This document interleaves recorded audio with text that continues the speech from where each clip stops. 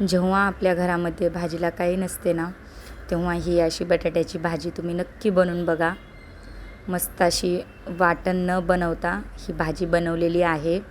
कांदा, टोमॅटो याचं वाटण नाही आहे यामध्ये. तर चला मग बघूया आपण याची रेसिपी. आणि हो, व्हिडिओ आवडला असेल तर व्हिडिओला नक्की लाईक करा, सबस्क्राईब करा आणि चॅनलला असंच सपोर्ट करा. छान अशी तर्री आलेली बटाट्याची भाजी मस्त कोणी पुरीसोबत, चपातीसोबत, कशासोबत पण अगदी मस्त लागते. चला तर मग त्यासाठी इथे मी आलू घेतले आहेत. स्वच्छ असे आलू घेतले आहेत, कारण सध्या पावसाळा आहे त्यामुळे आलू बाजारात व्यवस्थित भेटत नाहीत. पण ठीक आहे, स्वच्छ मी आणले आहेत. तर ह्या आलूला आपण ना असं छानपैकी पाण्यामध्ये ॲड करून ठेवूया, कारण पाण्यामध्ये 2-3 मिनिट ठेवलं ना, ते आपल्याला त्याच्यावरची साल काढायची नाही आहे बटाट्यावरची. त्यासाठी आपल्याला याला पाण्यामध्ये 2 ते 3 मिनिट ठेवून द्यायचं आहे, कारण आपल्याला सालीसकट बटाट्याची भाजी बनवायची आहे. आणि सालीसोबत बनवली ना भाजी खूपच टेस्टी लागते. त्याच्यामुळे आपल्याला याची साल काढायची नाही. त्यामुळेच आपल्याला याला पाण्यामध्ये 2 ते 3 मिनिट असं भिजत ठेवायचं आहे. बटाटे इथं भिजत होतील तोपर्यंत आपण फोडणीची तयारी करून घेऊया, कारण ना बटाट्यावरची घाण पण जाईल. त्याच्यामुळे आपण बटाटे असे पाण्यात ठेवून देऊया. तर फोडणीसाठी इथे मी कढई ठेवली आहे गॅसवरती. कढई गरम झाली की त्यामध्ये 2 पळी तेल टाकायचं आहे आपल्याला.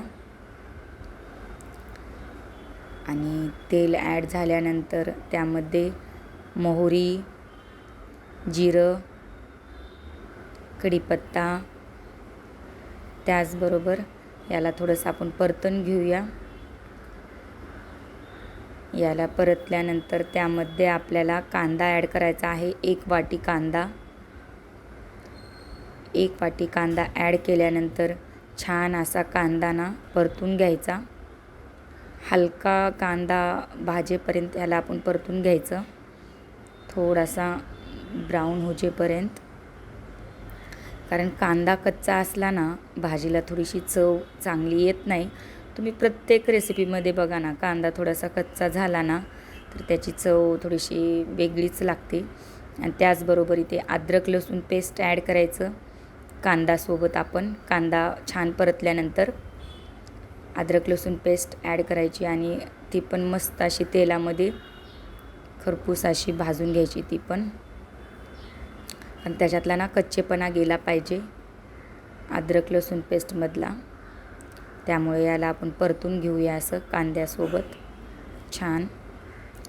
तर यामुळे भाजी खूपच चविष्ट लागते. आणि त्यानंतर इथे कोथिंबीर ॲड केलेली आहे. त्याचबरोबर 1 वाटी टोमॅटो. आता हे छान आपण गॅसवरती आपण परतून घ्यायचं. जास्त पण नरम होऊ द्यायचं नाही, म्हणजे एकदम असं पेस्ट झाल्यासारखं, पण थोडंसं ठीक आहे, मोठं मोठं असं असल्यास त्यानंतर त्याच्यामध्ये 1 चिमूटभर हिंग, हळद आणि आपलं लाल मिरची पावडर. हे काश्मीरी लाल मिरची पावडर आहे, तुम्ही यामध्ये कोणतं पण ॲड करू शकतात. तर 2 चमचे मी ॲड केला आहे लाल मिरची पावडर. आणि हे मिश्रण छान आपण एकजीव करायचं, परतून घ्यायचं आणि याला ना मस्त असं भाजू द्यायचं, कारण याच्यातला कच्चेपणा गेल्यास आपला मसाला छान भाजल्यासच भाजीला चव अप्रतिम येते. आणि हे बघा किती छान कलर आलेला आहे.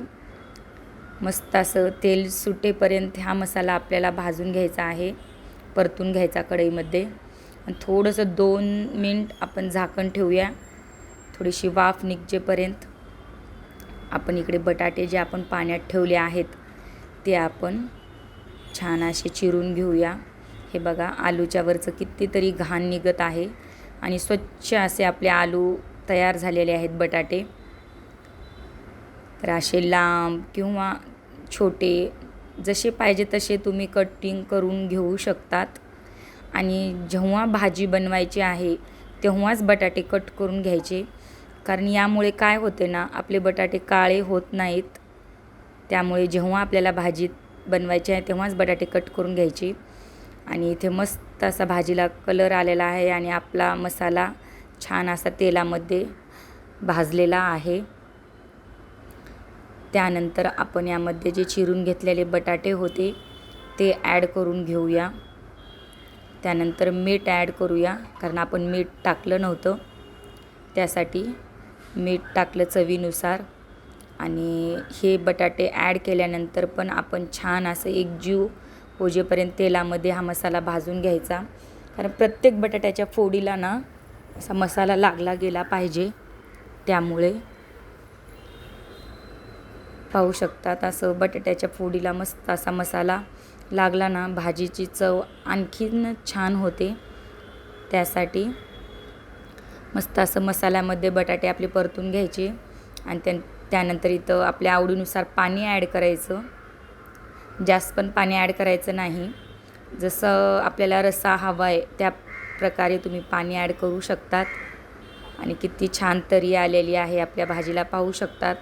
आणि एक उकळी आल्यानंतर त्यामध्ये भाजलेल्या शेंगाचं कूट ॲड करायचं आहे. 2 ते 3 चमचे कूट ॲड करायचं एक उकळी आल्यानंतर ह्या स्टेजला. आणि हे छान असं परतून झाल्यानंतर थोडं आपण त्याला झाकून ठेवूया. आणि हे ना 2 ते 3 मिनिट असं झाकण ठेवल्यानंतर मस्त भाजी आपली वाफेवरती मस्त शिजते. आणि बटाटे पण छान शिजू द्यायचे, कारण कच्चे बटाटे असले ना मग भाजी थोडंसं नाही खावासे वाटत. त्यासाठी बटाटे आपले छान असे शिजले पाहिजेत. छान अशी वाफ काढून घेतल्यानंतर पाहू शकतात बटाट्याला कितीतरी छान आपला कलर आलेला आहे भाजीला आलूच्या. आणि मस्त आपली भाजी शिजली आहे. शेंगाचं कूट ॲड केल्यामुळे भाजीला असं ग्रेव्हीपणा आलेला आहे थोडाफार. आपण वाटण वगैरे काहीच बनवलं नव्हतं यामध्ये. खोबऱ्याचं वाटण नाही ना, कांदा टोमॅटोचं वाटण नाही. तर बघा बटाटा इथे असा शिजला आहे. मी चमच्याच्या साहाय्याने इथे बघितलं, कारण बटाटा शिजला का नाही ते. त्यानंतर पाहू शकतात आपली बटाट्याची भाजी तयार आहे. तुम्हाला रेसिपी आवडली असेल तर प्लीज चॅनलला सबस्क्राईब करा आणि व्हिडिओला लाईक करत जा, छान छान कमेंट्स करत जा. आणि ही भाजी आपण पुरीसोबत, चपातीसोबत, कशासोबत पण खाऊ शकतो. खूपच छान आणि अप्रतिम लागते.